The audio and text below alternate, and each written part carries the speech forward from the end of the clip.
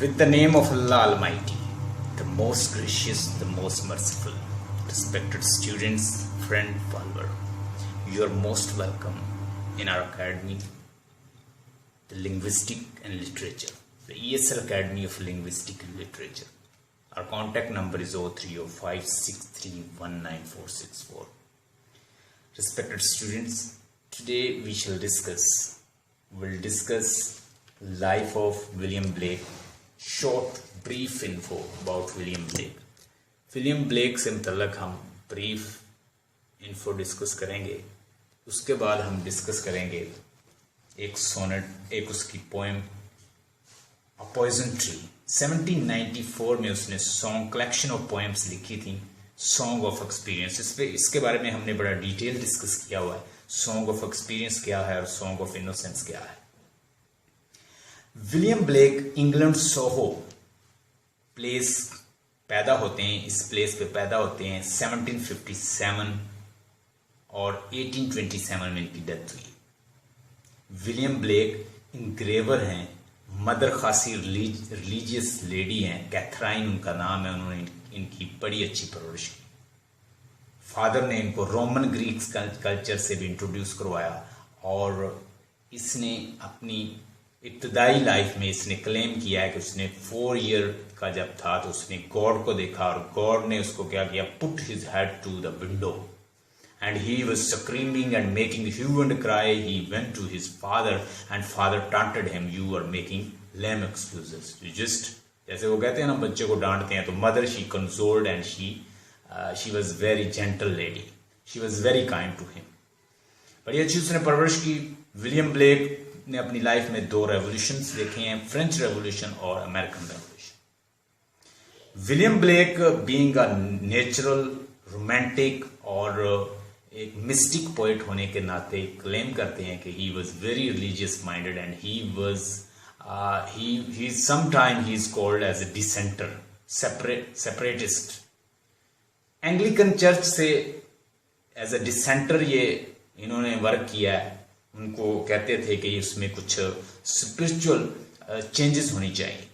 Anglican church जो था एक स्टॉन्च बिलीवर था और एंग्लिकन जो स्टैब्लिश्ड चर्च था उसके अगेंस्ट ये एज अ डिसेंटर थे. वो इसको डिसेंटर समझते. Dissenter is a person who is a protester, जो प्रोटेस्ट करता है कि एस्टैब्लिश्ड जो नोशन है, आइडियाज हैं चर्च के, वो ठीक नहीं.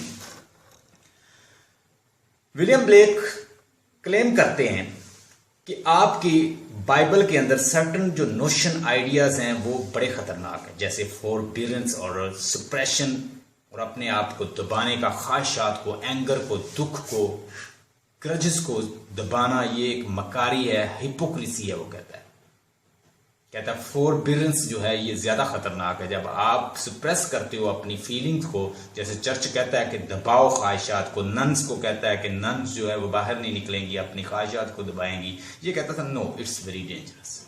फिर उसके लिए उसने एज अ डिसेंटर ये पोइम लिखी और साबित किया कि इट्स वेरी डेंजरस. और उसने इसके साथ कंसेप्ट किसका जोड़ा, गॉड का, एंजल का, सैटन का, फ्रूट का, फॉरबिडन ट्री का. उसको खा के अल्टीमेटली सैटन ने क्या किया, वो कहता है हम इस नोशन को, हम इस बिलीव को विलियम ब्लेक के भी नहीं मानते बीइंग अ मुस्लिम. वो कहता है जी गॉड ने सैटन के साथ उसकी फाइट हुई. सैटन ने उसको ओबे नहीं किया. उसने अपने ग्रज को पाला और अल्टीमेटली उसने एक फ्रूट जो है, ये सिंबॉलिक एक पोएम है, उससे एक ईडन के अंदर एक फ्रूट बन गया जिसके साथ एप्पल लगा. अल्टीमेटली उसने किससे पाला, उसको गुस्से से, रैत से, एंगर से, और वो एक फ्रूट बन गया. अल्टीमेटली एडम उसके नीचे आया तो एडम ने वो खा लिया और एडम की डेथ हो गई. ये एक सिंबॉलिक पोएम है. उसने एक सिंबोलिज्म दी और एंग्लिकन चर्च के ये अगेंस्ट उसने बात की है. और एंग्लिकन चर्च जो इसीलिए चर्च इसके खिलाफ था, वो इसको अजीबोगरीब, सिनिक और इस तरह का इंसान, मैड इंसान समझते थे. विलियम ब्लेक ने शादी की है कैथराइन नामी अनएजुकेटेड लेडी से. उसको एजुकेट किया और इवन इनग्रेवर उसको स्किल सिखाई. इसके ब्रदर की डेथ होती है तो ये क्लेम करते हैं कि विजन के थ्रू इसके ब्रदर ने इसको इनग्रेव से रिलेटेड, जो पेंटिंग से रिलेटेड कुछ स्किल सिखाई. सारी लाइफ कहते हैं, टिल डेथ इसको विजन्स होते रहे हैं और उस विजन के थ्रू ये लिखता रहा है। विलियम ब्लेक क्लेम करते हैं कि 8 and 10 age, during the age of 10 and 8, he even saw Ezekiel, angels full of tree, angel tree से भरा हुआ एक एंजल्स का जो ग्रो है इसने देखा। इसने अपनी लाइफ में ज्यादा रिलीजियस पोइट्री की है और ये एक रिलीजियस मिस्टिक इनग्रेवर पेंटर, ये बेसिकली पेंटर था, तो ये अपनी पोइट्री जो है पेंटिंग के थ्रू ये रिफ्लेक्ट करता है, शो करता है। आज हम इसकी पोइट्री पढ़ेंगे a poison tree. A poison tree, मेरे साथ काइंडली इसको देखते हैं, प्रोनाउंसिएशन भी आपकी ठीक हो जाएगी और आप साथ राइमिंग स्कीम को भी जानेंगे।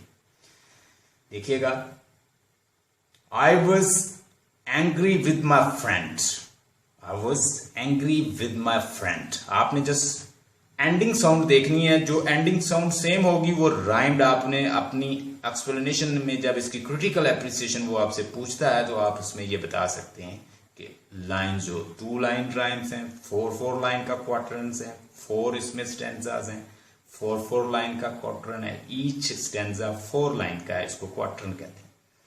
और ए बी इसमें ए बी बी देखें, ए बी बी, ये इसका राइमिंग स्कीम है। आई was angry with my friend, I told my wrath did end. I was angry with my foe. Foe कौन होता है? दुश्मन, enemy. I told it not. My wrath did grow. आप देखिए, foe और grow, friend और end, ये दोनों राइम है। हम कह सकते हैं ए फ्रेंड के साथ लिखें ए, एंड के साथ लिखें ए, फो के साथ लिखें बी, क्रो के साथ लिखें बी। तो राइमिंग स्कीम क्वार्टरन की, एक स्टेंजा की जो 4 लाइन का है क्वार्टरन है, उस 4 लाइन स्टेंजा की हमारे पास जो राइमिंग स्कीम है वो ए बी बी है। ठीक है जी, ये बात क्लियर होगी। And I watered it in fear, मैंने उसको वाटर दिया, फियर उसको ग्रो किया। ये पर्सोनिफिकेशन है, याद रखिएगा कि वाटर, फियर को कभी वाटर नहीं। And I water it in fear, किसको दे रहा है? कि जो उसने अपने अंदर ग्रो किया है प्लांट नफरत का, उसको वाटर। ये पर्सोनिफिकेशन हो रही है उसकी, किसकी? नफरत की, दुख की, कनिंगनेस की। And I water it in fear, personification है। Night and morning with my tears, यानी मैं रात को और मॉर्निंग टाइम टीयर के साथ, अपने आंसुओं के साथ, दुखों के साथ उसको क्या करता रहा? उसको और बढ़ाता रहा। And I sunned it with smile, sun ये वर्ब यूज हुआ है, सन्ड इट विद स्माइल, कि मैंने उसको और बढ़ाया। सन ग्रोथ पकड़ी उसने, कि मैं सम टाइम उसको कनिंग मुस्कुराहट देता, डिसीटफुल मुस्कुराहट देता, उसको मैं बहकाता, अपने दुश्मन को मैंने ऐसे अलोर करता रहा, उसको डिसीव करता रहा, डिसीटफुल स्माइल्स के साथ। एंड विद सॉफ्ट डिसीटफुल वाइल्स, वाइल्स का मतलब क्या होता है? धोखा, लिख लें वाइल्स। और मैं अपने वाइल्स के साथ डिसीटफुल वाइल्स, वाइल्स का लिख लें ट्रैप, ट्रिक, मैं ट्रिक लगाता रहा उसके साथ, उसको धोखा देता रहा। देखिएगा, and it grow both day and night, दिन और रात वो क्या करता? And it grew both day and night, यानी दिन रात वो अपनी ग्रोथ पकड़ता रहा। उसने दिन रात अपनी ग्रोथ पकड़ी, अजीम तनावर दरख्त बन गया जो मैंने अपने सीने में उगाया, नफरत का, अपने दुश्मन के खिलाफ।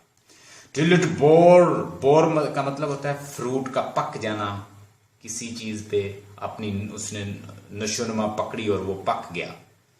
Till it bore an apple bright, और एक बड़ा खूबसूरत ब्राइट शानदार एक एप्पल की शक्ल में वो उस दरख्त के साथ लग गया। And my foe beheld it shine, और मेरे दुश्मन ने उसको क्या देखा कि बड़ा खूबसूरत उसे लगा। And he knew that it was mine, और वो जानता था कि ये मेरा है, ये मेरा है, मीन टू से कि मैंने इसको ये इतना बढ़ाया है। And into my garden, असल में वो बात कर रहा है एडम ईव की। जब एडम को पता था कि ये बुरा है, हमने पास नहीं जाना, बताया भी था, वो फिर भी वापस चले गए। देखिए सिंबलिज्म कैसे यूज करता, फिर भी उन्होंने खा लिया। अल्टीमेटली सुबह उठ के मैंने देखा तो वो मेरा दुश्मन जो था उस ट्री के नीचे मरा हुआ था, उसकी डेथ हो गई थी। ओवरऑल इसका ये इसका थीम है। एंड लास्ट स्टैंजा देखिएगा, and into my garden store, उसने मेरे गार्डन से वो चुराया जो मैंने नफरत से उगाया, उसको पानी दिया, उसको मैंने और बढ़ाया और उसको बड़ा तनावर दरख्त बनाया। उसके साथ एक एप्पल बड़ा खूबसूरत शाइनिंग चमकता हुआ अट्रैक्टिव खूबसूरत, तो उसने तोड़ा, चोरी वो उसको करके ले गया। कौन? ह्यूमन बीइंग, कोई दुश्मन उसका। When the night had veiled the pole, पोल होता है शमाल, जनूब, मशरक, मगरब, ये हर तरफ से उसने उसको घेर लिया। किसने? When the night had veiled, जब रात ने कहता मशरक मगरब के उसके ऊपर तारीखी छा गई, उस इंसान ने समझा कि बस यही सब कुछ है। और उसकी वो मैंने उसको इस तरह यानी बहकाया कि उसको कुछ दिखाई नहीं दिया, हर तरफ से उसने घेर लिया, मेरे बहकावे ने, मेरे ट्रिक्स ने, मेरी डिसीट ने, मेरे धोखे ने। In the morning glad I see, कहता है और मॉर्निंग मैं बड़ा खुश हुआ जब मैं ये देखता हूं। क्या देखा? माई फो आउटस्ट्रेच्ड बनीथ, आउटस्ट्रेच का मतलब है लेटा, ढेर हुआ बनीथ द ट्री के। जब उसने वो मेरा चुराया हुआ वो दरख्त का एप्पल फ्रूट खाया तो उस दरख्त के नीचे मरा। ओवरऑल क्या है जी इसका थीम, लिख लें। पहला थीम तो इसके अंदर यह है कि मैं अपने दोस्त से नाराज था, मैंने अपने दोस्त को कथारसिस कर लिया, उसको मैंने अपने फियर्स, अपना कथारसिस, अपना गम, अपना दुख, अपनी फीलिंग, अपने पैशंस, अपनी जो भी उसके इल फीलिंग थी उसके खिलाफ मैं नाराज था, मैंने उसे बता दी और मेरा पूरा जो गुस्सा था, रैथ था, वो एंड हो गया। I was angry with my friend. I told my wrath with my friend. With my wrath and did end. I told my wrath and my wrath did end. यानी मैंने अपना रैथ, अपना गुस्सा, अपना कथारसिस कर लिया तो मेरे दोस्त के साथ जो भी मेरी प्रॉब्लम थी वो सॉल्व हो गई। यहाँ पे वो क्रिटिसाइज करता है, ये लिख सकते हैं जब आप इसका explanation reference to the context लिखेंगे, आप लिखेंगे कि ये बेसिकली सिंबलिज्म के थ्रू एक पोएम लिख रहा है। इस पोएम में वो बता रहा है कि अगर आप अपने अंदर फीलिंग, पैशंस, कथारसिस, इवन के एरिस्टोटल का भी आप यहाँ पे बता सकते हैं कि उसने ट्रेजेडी के अंदर कथारसिस एक एलिमेंट रखा है कि catharsis basically when you are full of passion, feeling and you wanna get relief, you must do catharsis. उसका प्रोगेशन करने के लिए आपको वो वोमिट करना होगा, आपको वो बताना होगा। यहाँ अरिस्टोटल का भी बताएं आप, अरिस्टोटल कहता है catharsis is necessary because when you discuss your problem with your friend और surrounding people that will be your problem pain will be relieved. ये साइकी का भी एक चैप्टर है। I told my wrath did end, और मैंने अपना दुख, अपना गुस्सा डिस्कस कर दिया फ्रेंड से, तो मेरा दुख जो फ्रेंड के साथ मेरा रैथ था वो बिल्कुल खत्म हो गया। I was angry with my foe, कि मैं अपने दुश्मन से नाराज हुआ तो मैं उसके खिलाफ उसे डिस्कस नहीं कर सका क्योंकि वो दुश्मन था, इसलिए मैं उसको बढ़ाता रहा, उसको पानी देता रहा, उसको फियर, दुख, गम और अपनी कनिंग, डिसीट, ट्रिक्स और वाइल्स के साथ उसको वाटर देता रहा, बढ़ाता रहा। अल्टीमेटली वो तनावर दरख्त बन गया। वो दोस्त, वो दुश्मन मुझे अपना दोस्त समझता रहा, उसे मैं स्माइल देता रहा, इस तरह की डिसीटफुल स्माइल भी देता रहा। वो मुझे दुश्मन दोस्त समझ के उस फ्रूट को जो मेरे गार्डन में मैंने तनावर दरख्त बनाया था उसे खा गया। और अल्टीमेटली मैंने एक सुबह देखा कि वो मेरे उस दरख्त के नीचे ढेर पड़ा था, कि उसकी डेथ हो गई। एक तो थीम ये है। एक थीम इसके अंदर ये है कि क्रिश्चियन जो हैं वो क्या करते हैं, वो कहते हैं, एंग्लिकन चर्च वाले कहते हैं कि आपके अंदर कोई फीलिंग है, कोई पैशन है, आपने उसको सप्रेस करना है, दबाना है। किसी को गाली देने को मन कर रहा है तो आपने दबाना है, किसी को बुरा भला कहने को दिल कर रहा है, वो आपके खिलाफ है, आपने उसको दबाना है, फॉरबिडेंस करनी है, सप्रेस करना है, अपने आप को टॉर्चर करके उसको अंदर दबाते रहना है। वो कहता है it is very dangerous, it will become like a poison tree and you will ultimately kill the man, आप उसे मार दोगे। ये वो एक डिसेंटर था, एक सेपरेटिस्ट था, सेपरेट था फ्रॉम एंग्लिकन चर्च, तो वो इसलिए उसके खिलाफ दे रहा है। आप ये भी एक्सप्लेन करेंगे। फिर आप इसके अंदर एक्सप्लेन करेंगे, इसी पॉइंट के अंदर सॉन्ग ऑफ एक्सपीरियंस से ये ताल्लुक रखती है। आप इसके अंदर बताएंगे कि चूंकि ये सॉन्ग ऑफ एक्सपीरियंस है, सॉन्ग ऑफ एक्सपीरियंस में वो बात डिके की करता है, वो मॉरल डिवैल्यूएशन की करता है, वो डीजनरेशन की बात करता है, वो डिस्ट्रक्शन की बात करता है। तो ये सॉन्ग ऑफ एक्सपीरियंस से ताल्लुक रखती है। ये poem basically song of experience ही है। तो उस सॉन्ग ऑफ एक्सपीरियंस के अंदर डिस्कशन ही डिके की होती है, डिस्ट्रक्शन की होती है, डिवैल्यूएशन की होती है, डीजनरेशन की होती है, मॉरली डीजनरेशन की होती है। तो वो ये बता रहा है। थर्ड, आप इसके अंदर ये बताएंगे, it is a symbolic poem and it shows the gardens. ये शो क्या करती है? गार्डन को शो करती है।